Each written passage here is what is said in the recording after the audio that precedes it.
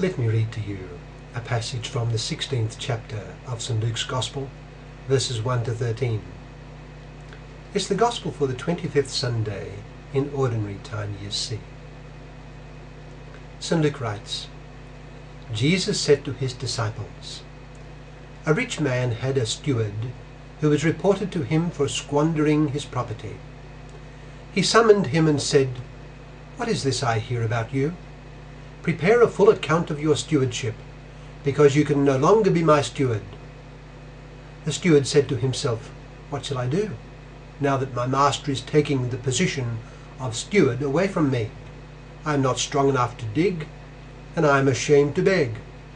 I know what I shall do, so that when I am removed from the stewardship, they may welcome me into their homes.' He called in his master's debtors one by one. To the first he said, 'How much do you owe my master?' He replied, 100 measures of olive oil. He said to him, 'Here is your promissory note. Sit down and quickly write 1 for 50. Then to another the steward said, 'And you, how much do you owe?' He replied, 100 cors of wheat. The steward said to him, 'Here is your promissory note. Write 1 for 80.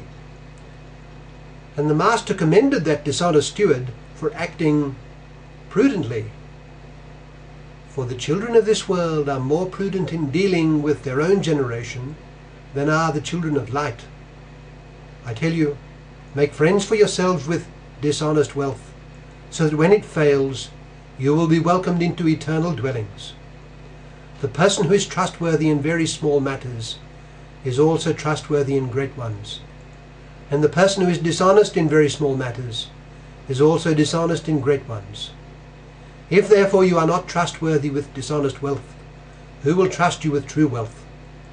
If you are not trustworthy with what belongs to another, who will give you what is your own? No servant can serve two masters. He will either hate the one and love the other, or be devoted to the one and despise the other. You cannot serve both God and mammon." That's from Luke chapter 16, verses 1 to 13. It speaks of God or money. What do I mean? Well, our Lord tells us in that gospel passage that, and I quote, "You cannot be the slave both of God and of money." One often gets the impression that much of economic and social life is driven by slaves of money. A servant of money cannot, our Lord tells us, be a servant of God. Further, just as a slave of money will disregard God, so he will disregard the one in need. The prophet Amos, in the first reading of today, warns such persons on God's behalf. "Never will I forget a single thing you have done," the prophet says on God's behalf, chapter 8, verse 4 to 7.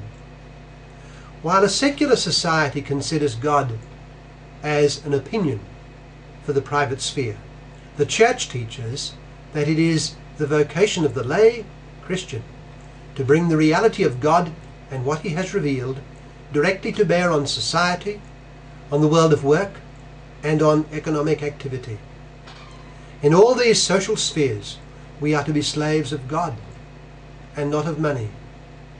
Only if this is so will economic prosperity bring true happiness and success to man. Indeed, if man is God's slave in his efforts to develop the world, Christian morality as Christ revealed it will be found to be a powerful key to economic energy and functioning in the life of peoples. But for this to happen, what Christ has revealed must be known. And this is why it is important to be aware of the Church's social teaching. A great need of the modern day is that each lay Catholic, each Christian, try to know what the Church teaches in economic and social progress, and endeavour to apply it to concrete circumstances. This applies generally, but today, in view of our Lord's words and of the words of the prophet Amos, I'm thinking of the Church's social teaching. Too few Catholics know it, and too few are therefore able to apply it to their daily lives at work and in society. Too few are able to apply it to political and economic discussion, and too few are able to assess what is happening in society in the light of it. I invite you to purchase and read carefully the teachings of the popes on these matters, such as, for instance, Pope John Paul II's encyclical on work. During the 18th and 19th centuries, a great revolution occurred in European and British industry. The means of economic production were developed in sensational ways. With this industrial revolution, this industrial success, notions of society and the state, of ownership and labour, notions that forgot the true interests of the individual, quickly took possession of those who controlled the means of production. What God has revealed about the nature of the human being and his true vocation in this world and in the next were lost from sight. Religion was relegated to the margin of everyday life. One such group of notions assumed that social and economic life ought to be such as to allow for a completely free rein to the quest for economic profits, and that this profit motive would bring prosperity to society. It was a rampant liberalism that disregarded the suffering caused to the ordinary man, the worker without capital. By contrast, and in reaction to this, another set of assumptions, of notions, assumed that the rights of individuals and groups should be subordinated completely to a collective, rather than individual organisation of production. In both cases, money was the master which man served.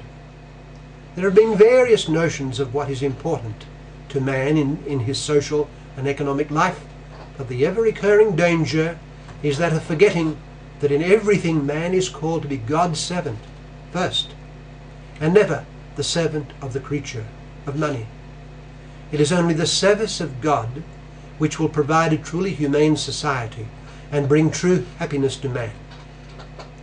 How a truly human vision of society and economic life is to be maintained in the modern world, with the vocation of the human person to be a servant of God and not of money being kept constantly in view, is spelt out in the Church's social teaching. It's a very extensive teaching. This teaching applies what our Lord has revealed to modern life in its social and economic dimensions. At the heart of it is an understanding of and respect for the human person as God has revealed him to be. He is not just a means of production and profit, nor is he just a unit supporting the economic and political power of certain others and collectives. He has a vocation from God for both this world and the next. He is called to serve God with all his heart in everything. As our Lord tells us, you cannot serve God and money. For the sake of the flourishing of society, this divinely revealed but revolutionary idea has to gain ground. Let us resolve to put on the mind of Christ in respect to all aspects of human life, including social and economic life. This will be done by growing in the knowledge of what the Church, our mother, teaches, including what she teaches about the economic and social life of the world in general. Let us make it our business to get hold of this teaching, as expressed in the social encyclicals of the popes, and study it. Man's true vocation is to be a servant of God above all else, and God is to be placed at the centre of all human activity, and its implications understood and brought to bear on all his activity.